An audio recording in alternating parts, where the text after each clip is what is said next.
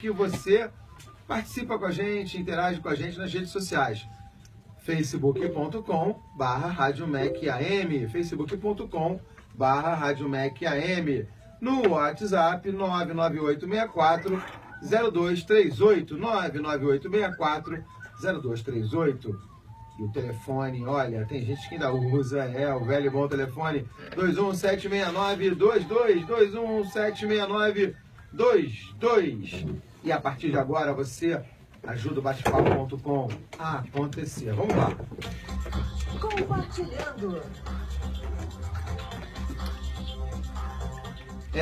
Minha gente, reta final dos Jogos Olímpicos e vem aí a Paralimpíada. Pois é, os Jogos Paralímpicos. E a gente hoje faz um trabalho aqui, uma pauta sobre din-din, sobre como é que você pode ter uma renda extra ainda com os Jogos Olímpicos. E por quê? Tem muitas pessoas aproveitando, né, esse momento das Olimpíadas para fazer um dinheiro extra. Sabe como você também pode aproveitar os Jogos na cidade para reforçar o seu orçamento? E é claro, a partir de agora também, já a partir do dia 7 de setembro até o dia 18 de setembro, vai ter uma pausazinha aí de domingo até o dia 7. A gente vai ter uma pausa, mas de qualquer maneira tem as oportunidades aparecendo aí para você reforçar o seu caixa. Hoje conosco aqui o Sérgio Dias, consultor do Sebrae, economista. Sérgio, bom dia, seja bem-vindo. Bom dia Cadu, bom dia ouvintes.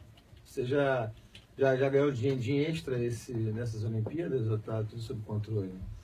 Não, eu não, na realidade, não nas Olimpíadas, mas eu estou conseguindo utilizar esse espaço que está acontecendo agora na Olimpíada para fazer alguns trabalhos, claro, de consultoria para empresas, e também eu lancei um livro recentemente que é um dinheiro extra, que fala sobre oportunidades, né? Claro. O nome do livro é Inovar em Tempo de Crise e Fora dela também, que poderia ser Inovar em Tempo de Olimpíada e depois dela também. Muito bom. E nesse livro eu trato de uma forma assim bem didática de como uma empresa, uma pessoa se prepara para se apropriar de oportunidades, que a gente está vivendo agora um momento desse, né? É verdade. Mas fora dele também, né? Você também tem que ver que não é só no período que aquela oportunidade está acontecendo que você vai se apropriar dela e também de outras coisas que vêm em paralelo. Eu acho que é nesse momento que você mostra a sua cara. Com certeza. Se você vai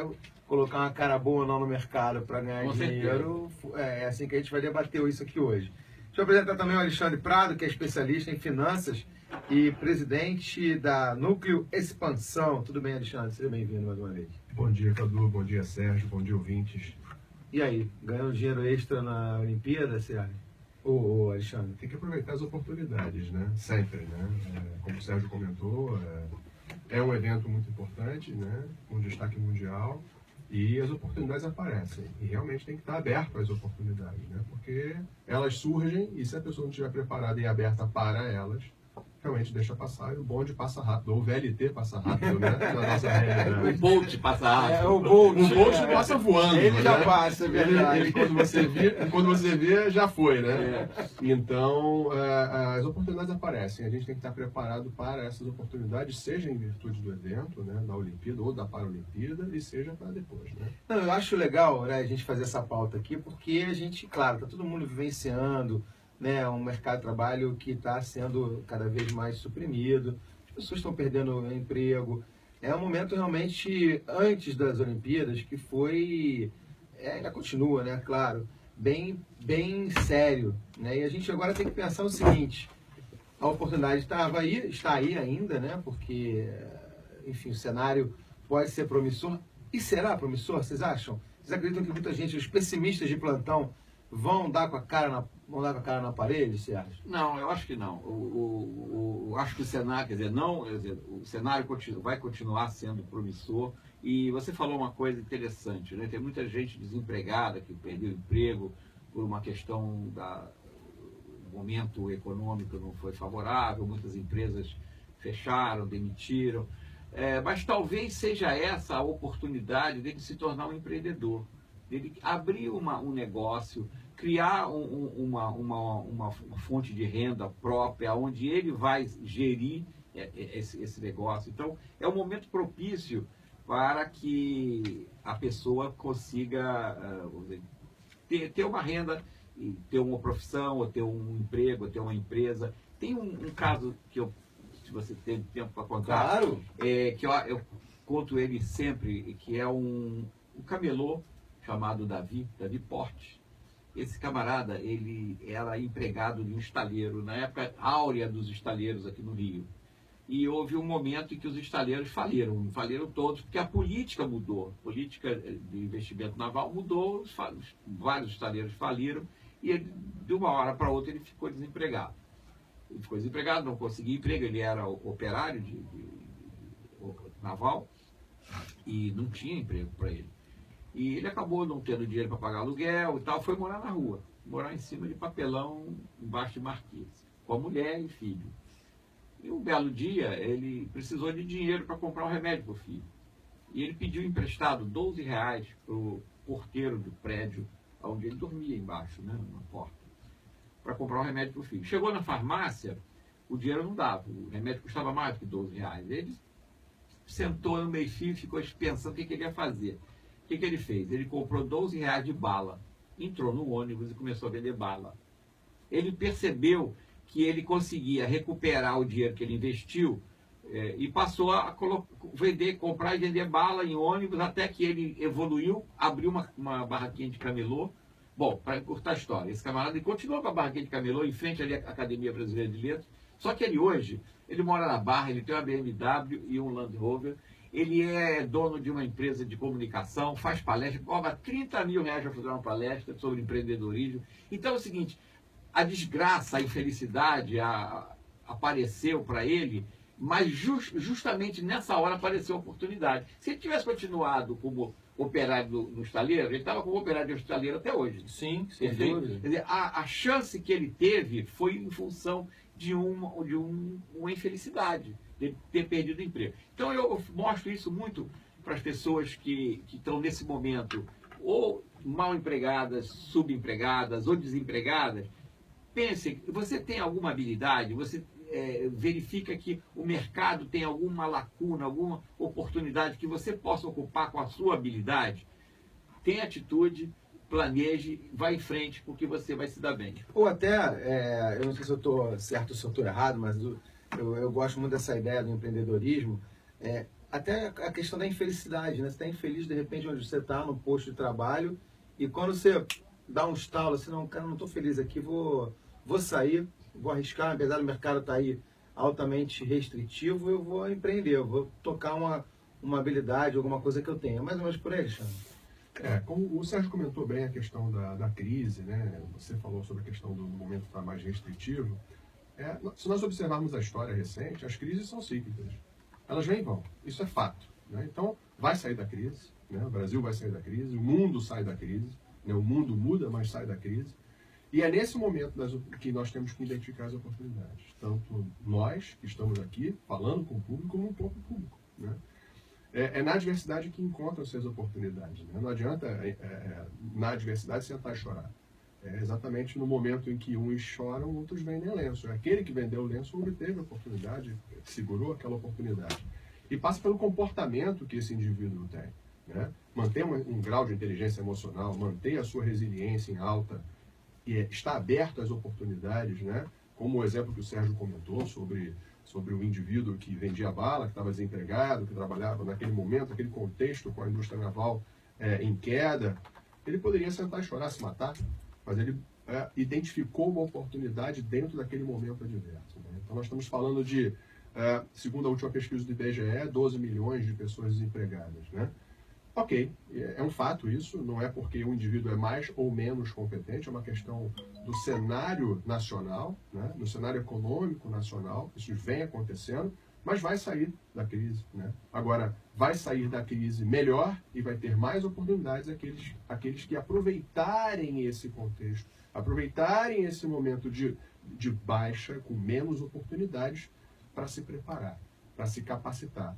e sempre estando aberto a aprender algo novo, fazer de uma forma diferente, inovar, que aí vem a praia do Sérgio, né? Mas a questão do comportamento, estar aberto é fundamental. Eu gostei da fala dos dois, né? Dessa ideia de dar esse reforço, dar essa cutucada na autoestima e tudo mais, mas acho que a gente precisa entender também o seguinte: cultura, né? A cultura do empreendedorismo, da educação. Eu tenho debatido sempre isso aqui no programa. Quer dizer, primeiro o brasileiro, não todos, eu não gosto de generalizar também, mas o brasileiro não sabe, talvez, colocar as suas finanças numa planilha. Isso é a praia do Alexandre. Ou não se preparou, né, desde pequeno para a diversidade, de repente se tornar um empreendedor. Estou falando isso de uma forma geral, não é específica. É por aí também, quer dizer, a gente precisa ter esse lado de visão de educação desde base, colocar no currículo do moleque pequenininho lá na escola, né? Olha, visão empreendedora. E também essa visão de controle do seu orçamento. As pessoas não planilham, as pessoas não colocam hoje quanto é que eu tenho de receita e quanto é que eu vou ter de despesa. Aí é com vocês, eu me calo agora e deixo vocês falarem. Achei interessante você fazer essa colocação, porque justamente eu coloco isso nesse meu livro. A gente é educado para ser empregado, não para ser patrão, para ser empreendedor, para ter a sua empresa, né? Não se ensina empreendedorismo na escola, não se ensina finanças básicas na escola. Você aprende uma porção de coisas que você não aplica e deixa de aprender, deixa de ser treinado, de ser capacitado para coisas que você vai aplicar diariamente. Até para gerir a sua casa, você precisa saber um pouco de finanças, claro, um pouco de planejamento, né? Então, a gente não é educado para isso. E eu coloco isso no livro dessa forma. Quer dizer, quando a gente está na escola, a gente é educado para ser empregado de alguma coisa, ou para fazer um concurso e ser empregado do governo, ou para ser empregado de uma empresa privada. Mas você não aprende a ser o seu próprio patrão, você ser empreendedor. Empreendedorismo ainda não é ensinado. Você vai aprender empreendedorismo depois que você já está formado ou que você já está na fase, vou dizer, do ensino superior. Mas não aprende isso na escola, na base. Eu acho isso muito importante. Outra coisa é que, para você ser empreendedor, também não basta você querer ser empreendedor. Você tem que planejar. Primeiro você tem que ter atitude. Eu quero ser. Eu quero me apropriar de oportunidades que o mercado oferece. Mas eu não chego lá e essa oportunidade cai no meu colo. A gente está vendo agora, estamos vivendo um momento olímpico, né? Quanto que esses atletas que estão aí competindo, não estou nem dizendo que estão ganhando medalha, não. Aquele que está competindo, mesmo que ele chegue em último na série dele, quanto tempo esse camarada se preparou? Primeiro ele teve uma atitude, eu quero fazer essa prova, eu quero competir nessa distância, porque às vezes o corredor de 100 não é o mesmo corredor de 200, tirando o Bolt aí que corre 100, 200, mas ele, por exemplo, se o Bolt correr 1.000 ou 10.000, talvez ele não ganhe, porque ele não se preparou para isso. Ele se planejou para competir dentro de uma faixa. Tudo bem, 100, 200 ele consegue, mas se botar uma distância maior, 800, 1.000, 10.000... Ele não tem, aí falando de finanças, não tem fôlego. Exatamente, não ele não se preparou para aquilo. Ele não, pode ser até que se ele tivesse preparado durante anos, ele pudesse competir naquela distância. Então, uma coisa é você ter atitude. Eu quero ser um campeão na minha especialidade. Mas não basta você querer, você tem que se planejar para isso.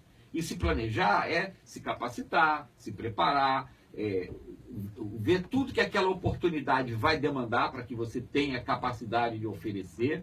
E aí você então tem a outra decisão, que é, agora eu vou me inscrever na prova, eu vou me inscrever na Olimpíada, eu vou tentar um recorde. Mas essa é a fase já da realização. Mas teve um trabalho anterior que foi de preparação. Eu estava lendo hoje que a China ela vai sediar a Olimpíada de Inverno de 2024, se não me engano. Ela já está começando agora a preparar, não preparar as instalações, preparar a população para isso. Então essa população já está começando agora a se preparar para um negócio que vai ocorrer em 2024. Olha quanto tempo tem aí, tem 8 anos, né? Eles estão há 8 anos, já vão começar a se preparar a população, preparar as cidades, preparar o comércio, preparar os hotéis, para que daqui a 8 anos eles consigam se apropriar de uma oportunidade que vai ocorrer lá. A gente também se preparou. Quando o Brasil o Rio de Janeiro foi indicado para ser a sede, começou a preparação. Mas houve uma preparação focada vamos dizer, nas instalações. Não se preparou a população para isso, não se criou oportunidades, vamos dizer assim, as expectativas das oportunidades que iriam ocorrer no momento da Olimpíada e após a Olimpíada, para as pessoas pudessem empreender, pudessem se preparar, pudessem literalmente se apropriar da oportunidade. Eu vejo até o seguinte, Alexandre, colocar o Alexandre também no papo, com o Sérgio, até a nossa falha também na área de serviços, né? Nessa questão de você... o turismo é serviço. Então a gente vai viver um momento, como está sendo, né, um momento olímpico, que você está recebendo o estrangeiro, está recebendo as pessoas do próprio país. E os serviços no Rio de Janeiro, por exemplo, a gente sabe que são fracos. Não é, Alexandre? É verdade, é verdade. Acho que tudo passa pela questão da educação, né? A gente começou o papo, né, alguns minutos atrás, falando sobre educação. Eu acho que o Brasil, de modo geral, ele carece de uma série de conhecimentos básicos lá na molecada na escola, né? A molecada não é educada a empreender, como o Sérgio comentou, né? Nós somos, desde mais tenra idade, somos educados a servir, a ser empregados, seja do governo, seja de uma outra empresa. Deveria existir, na minha percepção, como educador, inclusive, uma formação básica quanto a empreendedorismo, quanto a direitos e deveres, noções básicas de direito, né, para o cidadão, que existiam em algumas disciplinas que foram abolidas do programa educacional, do programa escolar. Agora, noções de finanças, né, economia doméstica, isso é fundamental para formar um cidadão. Esses conceitos são fundamentais para formar um cidadão na sua íntegra. E isso passa por uma questão chamada planejamento. Porque na medida em que o indivíduo ele não é educado para estes fatores ou com esses fatores, ele vai sendo levado, as oportunidades vão aparecendo, ele vai sendo levado pelas suas necessidades, né? Na medida em que há uma educação, há uma formação, há uma capacitação, que como o Sérgio comentou bem, pegando o gancho, da capacitação para o indivíduo ser empreendedor. Mais do que ele aprender, ele tem uma boa ideia, ele tem dinheiro, mas não basta isso para ele ser um empreendedor. Ele tem que adquirir conhecimentos técnicos e conhecimentos comportamentais, habilidades comportamentais, por exemplo, através de um coaching, para ele fazer aquele trabalho. E recentemente eu até dava uma entrevista para um outro canal falando sobre um plano de negócio. Não deveria ser possível começar um negócio, empreender, sem criar um plano de negócio. Quer dizer, ali é uma bússola para o indivíduo que vai empreender, porque ele sabe para onde ele está indo.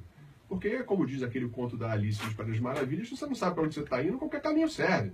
E se você não tiver um sonho para realizar, você vai realizar o sonho de outro. Outro vai contratar você para realizar o sonho dele.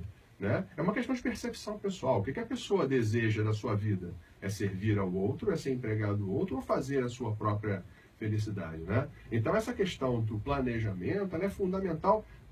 Conversávamos fora do ar sobre o que acontece na Noruega, onde a criança, quando nasce, ela já tem um plano de vida traçado, onde ela terá assistência médica, ela terá educação. As vagas que são abertas na faculdade são as únicas vagas que serão abertas, porque existirá uma demanda daqui a 4, 5 anos para um determinado número de advogados, de médicos, de economistas, qualquer que seja a profissão. Então isso é planejamento. Na carreira a mesma coisa. Se não há um planejamento de carreira, a pessoa vai seguindo numa empresa, ou abrindo a sua própria empresa, ou fazendo um bico, simplesmente sendo levado pelas circunstâncias. Ou então até, eu acho que a gente vai ter que fazer já um breve intervalo, mas eu vou colocar essa questão aqui também na pauta, das pessoas se imaginarem sempre o foco, né, nos grandes centros. Né?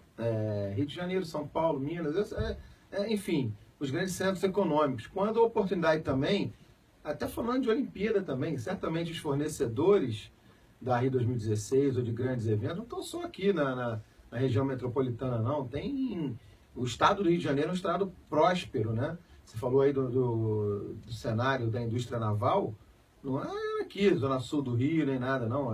Você ia para outros recantos também. É outro fator também importante, as pessoas saírem um pouquinho pensar aquela famosa ideia, né? Pensar fora, literalmente, da caixinha. Vou sair daqui, eu vou para algum outro lugar, fazer ali uma estrutura que vai me dar um respaldo melhor e vou vender para os grandes centros.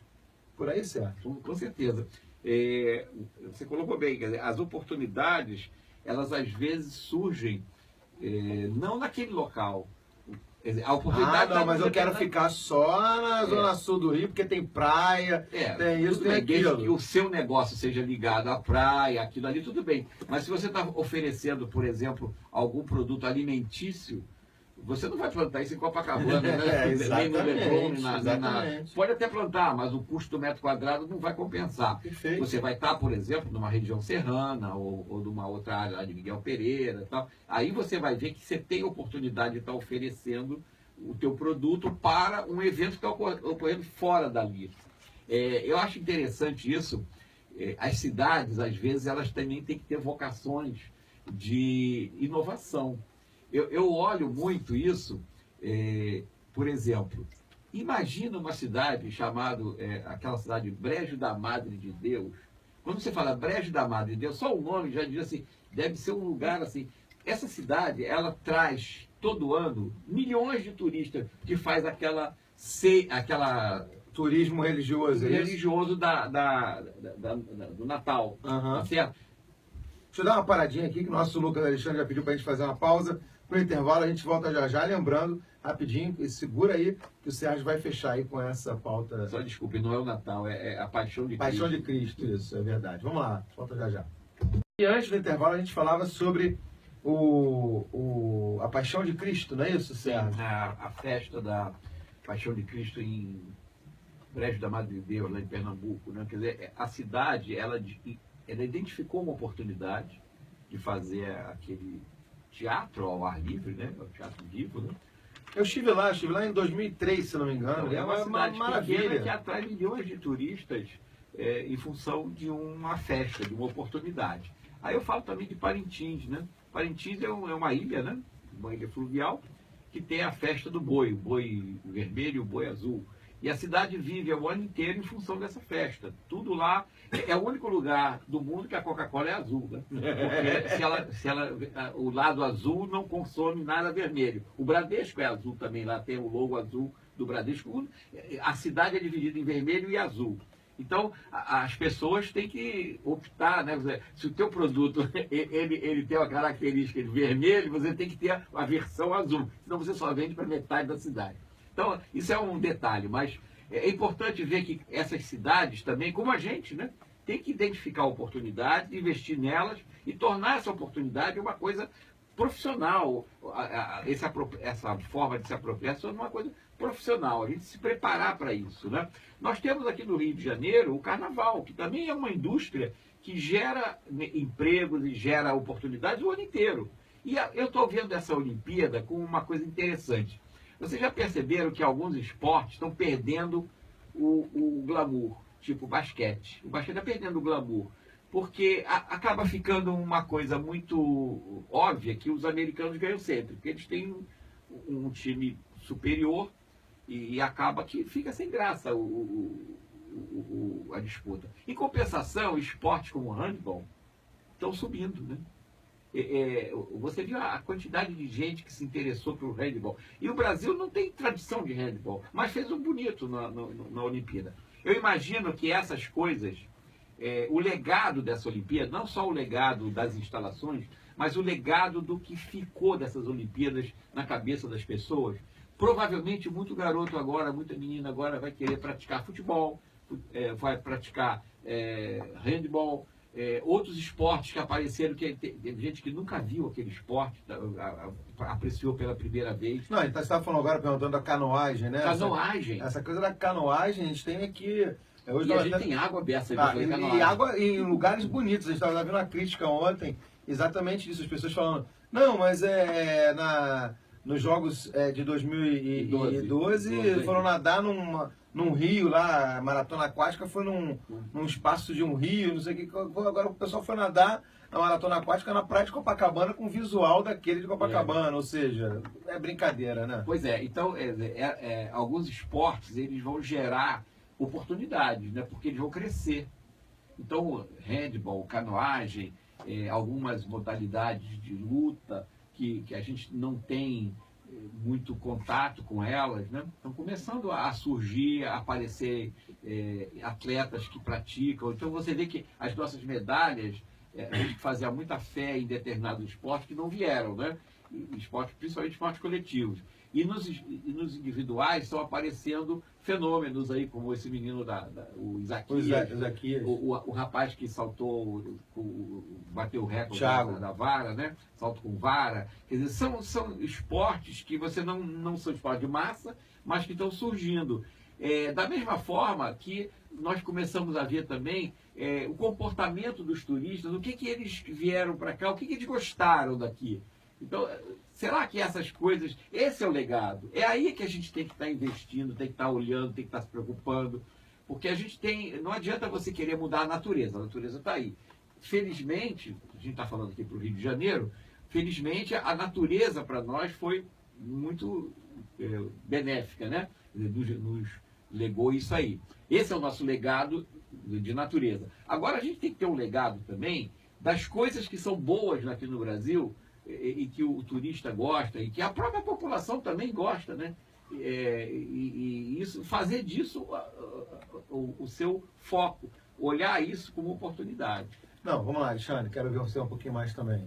O que eu penso acho que o grande legado que vai ficar não são as instalações, não são as medalhas. Eu acho que o grande legado que fica é uma maneira nova de pensar sobre si, sobre a cidade, sobre o estado, sobre o país, né? O brasileiro sempre teve, né, e por muito tempo já tem essa síndrome de vira-lata. Somos terceiro mundo, achamos que estamos no primeiro mundo, ou estamos a caminho do primeiro mundo, falta bastante coisa, a gente tem realmente passos a dar, mas somos capazes de fazer e fazer bem, né? A abertura das Olimpíadas, dos Jogos Olímpicos mostrou isso, foi uma bela de uma abertura. O que vem acontecendo durante todos os Jogos Olímpicos, mostrando o que os turistas gostam no Rio de Janeiro, especificamente, né? Temos a aprender com esses comportamentos desses atletas. Ainda agora, Cadu, você comentou sobre, especificamente, o atleta que, por 4, 8, 12 anos, insistem em fazer um esporte por uma questão de ideologia. Porque eles acreditam no potencial deles, aquela é a missão deles.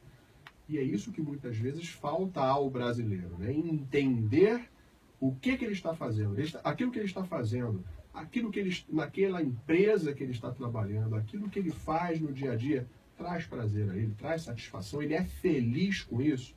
Então essa questão, penso que um dos legados que vai ficar é essa questão do você insistir e persistir em algo que realmente você faça com prazer, que você entenda o significado, que tenha significado, né, para você. Porque é isso que a gente vê nos atletas, que por tantos anos, né, se mantêm, às vezes não ganham uma medalha, mas eles focam, eles se planejam, voltando a falar de planejamento, para uma Olimpíada daqui a alguns anos, né, ou para várias Olimpíadas, né? Então, o principal legado que eu penso vai ser nessa questão da mudança do ponto de vista, do comportamental, porque isso vai fazer a diferença. Porque o que nós vemos, logicamente, Estados Unidos tem um investimento muito forte em educação, em desportos, e por isso são sempre, ou costumam ser, os líderes no quadro de medalhas. Ok, mas a delegação brasileira e a delegação americana, em termos numéricos, basicamente era a mesma, muito aproximadamente a mesma, mas existia um investimento lá. E por que não existir esse investimento aqui? Não é uma questão só de dinheiro, é questão de foco, é questão de capacitação, a questão de se identificar não só aqueles esportes coletivos que a gente vinha ganhando ao longo do tempo. O Brasil não é mais o país do futebol. Há muito tempo que o Brasil não é mais o país só do futebol. É o país do salto com vara, é o país do salto em distância, que nós ganhamos nas Olimpíadas anteriores, da corrida, do atletismo, da canoagem, da vela. Então, é muito mais do que futebol, vôlei, basquete, né? O handball, como o Sérgio comentou. Então, é pensar nas oportunidades. O que nós temos, o que nós podemos ainda fazer para nos destacar, para, de repente, falarmos ainda sobre sair dos grandes centros. O Brasil tem muita área, tem muita oportunidade. Aquele que se arrisca e aí é basicamente uma questão de finanças, né? Risco e rentabilidade, né? Risco e retorno. Arrisca, de repente, pode dar errado? Pode, mas pode dar certo também. E assim, não sei se vocês concordam também, eu não sei se isso está no estudo de vocês ou nas análises também, mas o problema do brasileiro, de algumas culturas também, é do imediatismo. O cara acha que ele vai fazer algum trabalho, né? Vai empreender ou vai montar uma empresa e no dia seguinte já está com lucro astronômico, está querendo botar dinheiro no bolso. Isso é a máxima também de dar com a cara na parede, não é isso, Sérgio? Com certeza. E isso está muito ligado à cultura, né? É a cultura do empreendedorismo. Você, quando empreende, você sabe que tem um risco. Você vai fazer alguma coisa para mitigar esse risco, mas o risco existe, ele está ali.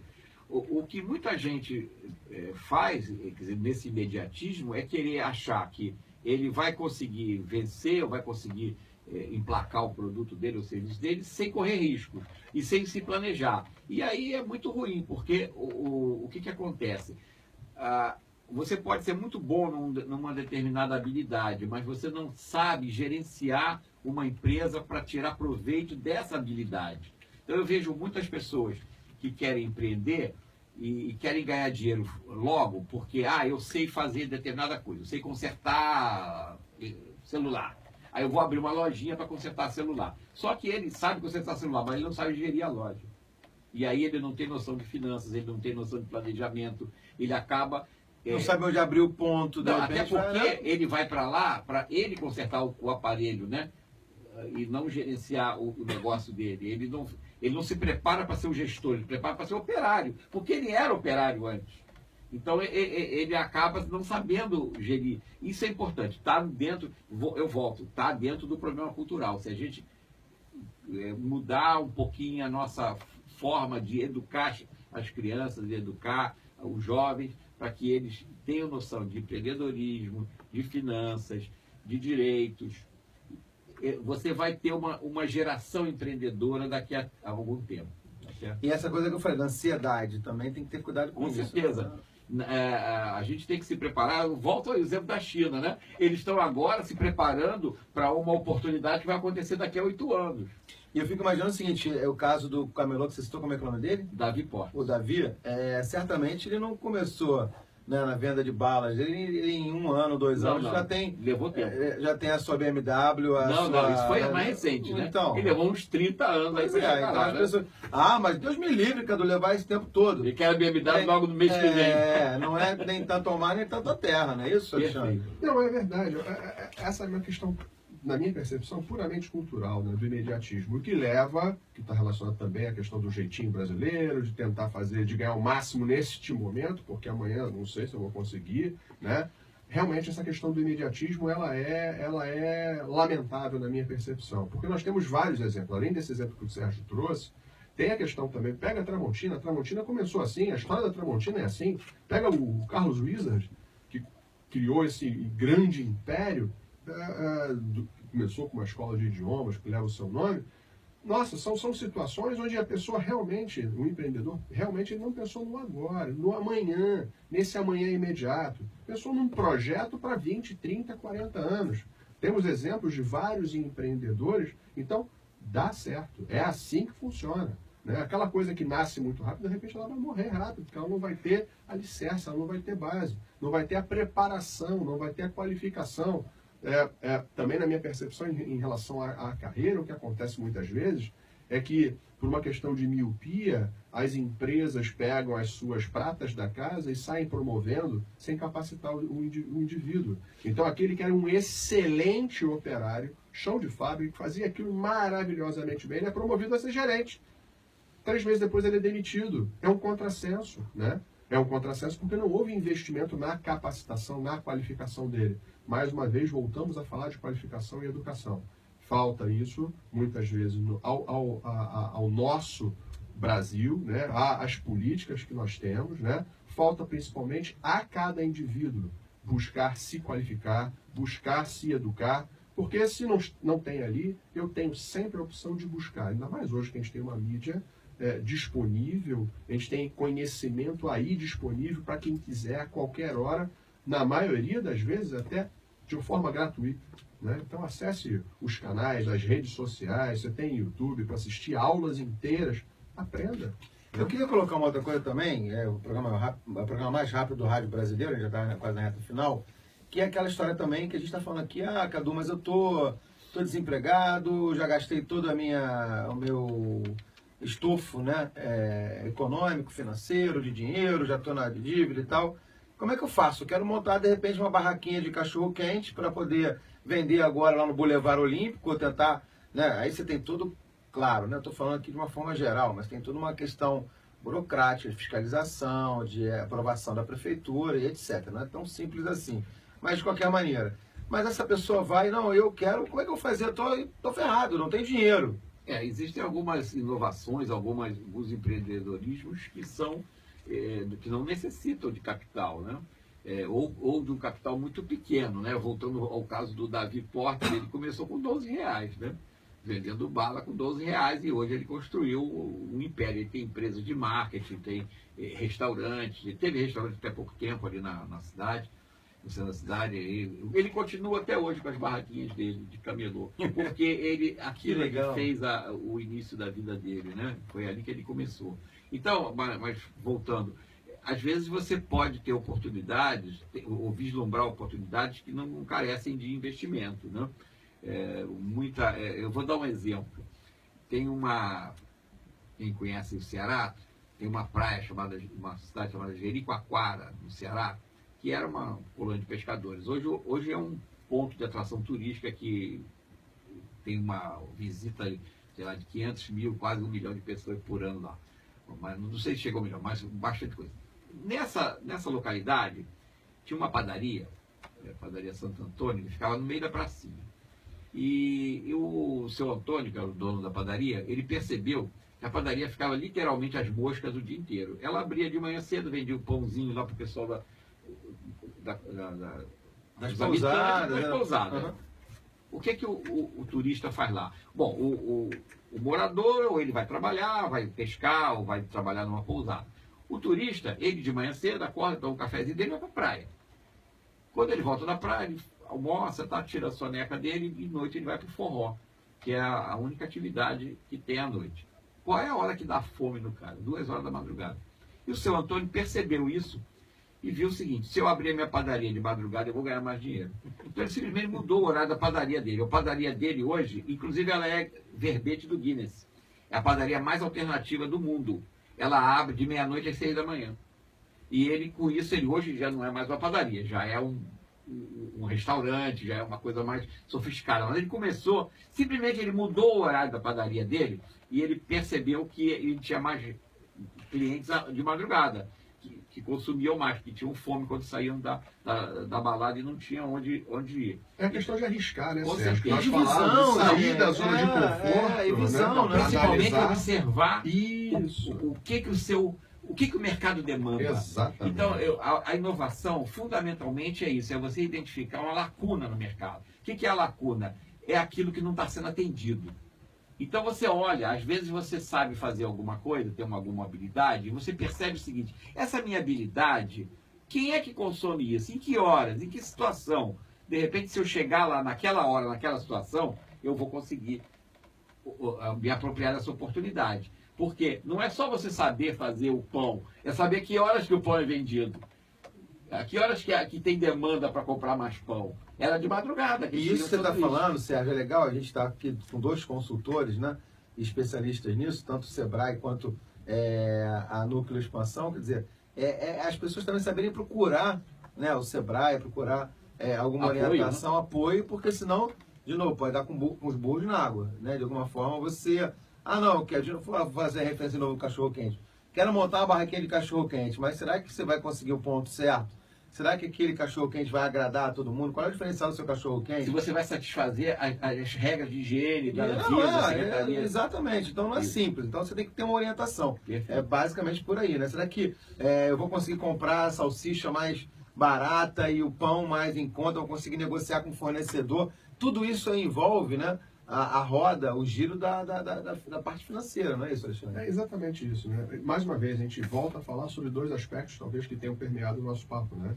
a educação e planejamento, né? A pessoa tem que se capacitar, primeiramente, ela tem que entender aonde que aquele negócio dele especificamente, o cachorro-quente que seja, quais são as implicações de abrir aquele negócio, como que ele vai abrir, ele tem que se preparar para aquilo, né? Ele vai ter que obter suporte de profissionais, né, capacitados a dar as orientações que ele necessita, e tem que se planejar para isso, né? Onde é que ele vai comprar a salsicha por um preço mais em conta para que ele possa formar o preço dele de uma forma adequada. Exatamente. Né? E as regras de vigilância sanitária, e como é que ele vai apresentar esse cachorro-quente? Vai ser num papelzinho qualquer ou vai ser um saquinho com uma logo bonitinha que terá sido criada de uma forma mais assim? Qual é o ponto mais adequado? Então passa pelo planejamento, passa por uma análise macro, não só fazer o cachorro-quente e vender, porque senão ele vai fazer o cachorro-quente, vai ser um excelente cachorro-quente, ele não vai vender, né? Ele vai manter o estoque dele, vai apodrecer o estoque dele e vai jogar dinheiro fora,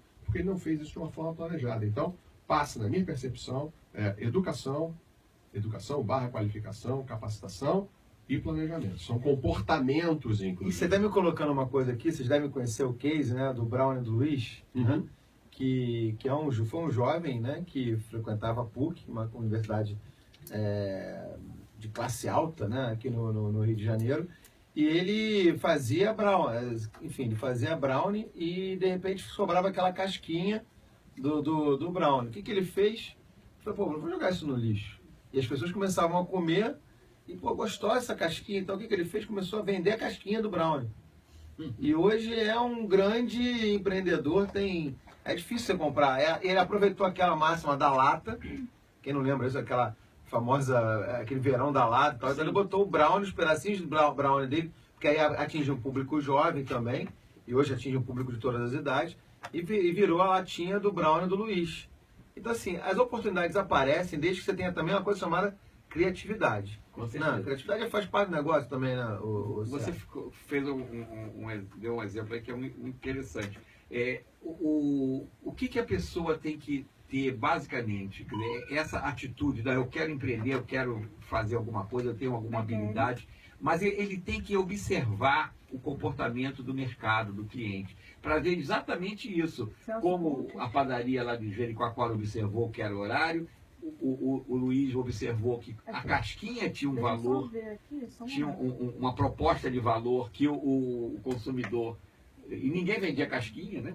Como tem outras coisas que você vê. Eu estava lendo recentemente a história do dono da KFC, da Kentucky Fried Chicken. Ele foi rejeitado em vários empregos e no final a única coisa que ele sabia fazer bem em casa era frango frito. E ele percebeu que quando ele comprava o frango, eles jogavam fora partes do frango, que justamente era onde ele começou a fazer o frango frito, que é a asa, pé, parte do pé do frango. Aí é que ele começou a trabalhar esse produto, que hoje é um império, né? A KFC é hoje um império, que começou com um sujeito que estava desempregado, não conseguia vaga em lugar nenhum, e a única habilidade dele era saber fritar frango. Pois é. Alexandre? Não, eu acho que é por aí, né? Acho que tem uma série de comportamentos que deveriam ser mais valorizados de forma bastante prática. A questão da flexibilidade, a questão da adaptabilidade, a questão de identificar a oportunidade fora daquilo que já é feito pela grande massa, né?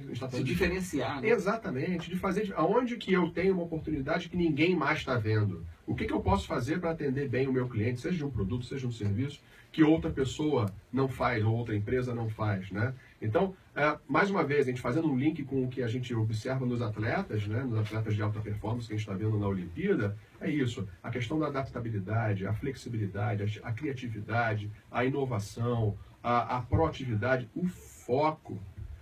Foco é fundamental. Foco, eu falava ainda agora sobre a questão do plano de negócio. Estruturou um plano de negócio, siga o seu plano de negócios. Boa. Né? Não fica... não, mas... Vou dar um jeitinho aqui, vou acomodar aqui. É igual fazer compra no supermercado. Vai fazer uma compra no supermercado, faz uma lista antes. Isso faz com que você deixe de gastar mais do que você esperava, né? Então, faz uma lista, mais uma vez, voltamos a falar sobre planejamento. Planejando-se antes, você seguramente terá a condição de tomar as melhores decisões. Vamos para dentro da rede, está chegando aqui nessa reta final uma mensagem aqui do nosso ouvinte. Vamos lá. Por dentro da rede. Chegou uma mensagem aqui do Celso Pontes. Alô, Celso.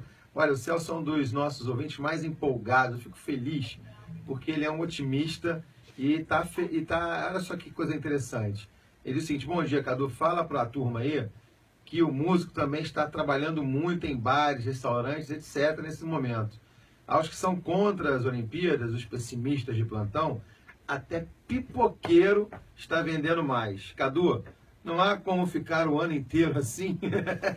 Pois é, são as oportunidades. Ele fala que no pipoqueiro, esse tal pipoqueiro, o Celso tem essa, né, essa nossa sinergia mental também, que é exatamente isso. Você vai vender mais, as pessoas...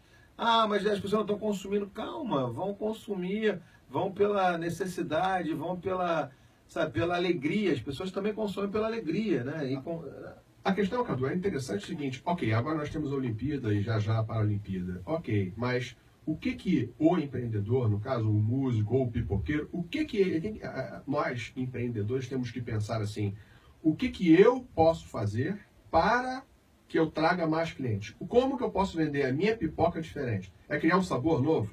É criar uma embalagem que tenha um apelo maior? Como é que eu vou... Aonde que eu posso tocar minha música, no caso do músico? Aonde que eu posso tocar minha música que não é atendida ainda? É isso. É identificar oportunidades.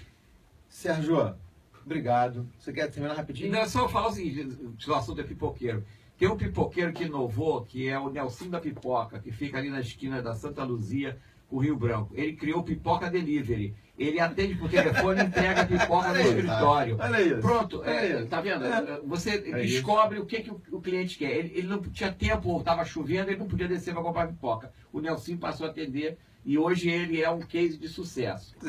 Então é isso aí. Olhar aonde o cliente está, o que ele demanda e o que ainda não está sendo atendido. E outra. E ir lá e oferecer para ele. E o mais ele. importante, está falando aqui do período das Olimpíadas. A turma vai acabar e tal, a gente vai acabar, mas o Brasil continua, a gente continua com as oportunidades. E pelo que a pesquisa saiu recentemente, que a Rio Tour tem feito direto, é que mais de 90% desses turistas vão voltar. E aí? O fluxo de turismo vai aumentar. Vai aumentar, como aumentou em Barcelona. Gente, muito obrigado, viu? Obrigado, Sérgio, obrigado, Alexandre. Obrigado a vocês. Obrigado, Kelly. Valeu, mais uma vez da cadeia. Já é quase boa tarde, para os seus ouvintes. Valeu, um abraço para vocês todos, festivais.com, apresentação minha, Cadu Freitas. Na técnica, o Lucas Alexandre, a produção de Josi Freitas, aqui no estúdio Jéssica Ferreira, e a coordenação da Aliara Graça. Tenham todos um ótimo dia. Tchau, tchau.